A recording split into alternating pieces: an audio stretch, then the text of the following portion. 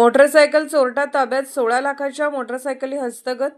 स्थानिक गुन्हे अन्वेषण विभाग सांगली यांना गुप्त बातमीदाराकडून मिळालेल्या माहितीनुसार 5वा मैल येथे एक मोटरसायकल चोरटा येणार असल्याची माहिती मिळाल्यावरून सापळा लावला असता एक तरुण विना नंबरची मोटरसायकल घेऊन थांबला होता। त्याला ताब्यात घेऊन चौकशी केली असता त्याने आपले नाव फिरोज नबीलाल मुल्ला वय वर्ष 31 राहणार मानुगडे गल्ली जुळेवाडे तालुका तासगाव जिल्हा सांगली असे सांगितले।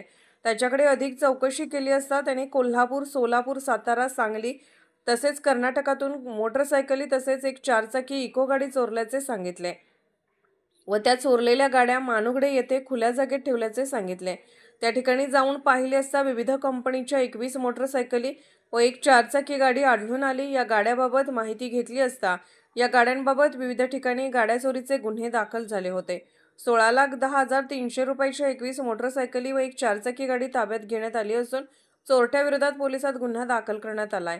वरिष्ठांच्या आदेशानुसार स्थानिक गुन्हे अन्वेषण विभागाचे पोलीस निरीक्षक सतीश शिंदे, सहाय्यक पोलीस निरीक्षक Pankaj Pawar, police head constable Machhindra Barde, Satish Mane, Sagar Lavate, Nagesh Kharat, Dariba Bandkar, Sagar Tingre, Sandeep Nalawade, Amirsha Fakir, Sandeep Gurav, Anil Kolekar, अमर नरडे, उदयसिंह माळी, महादेव नागने व पथकाने कारवाई केली आहे।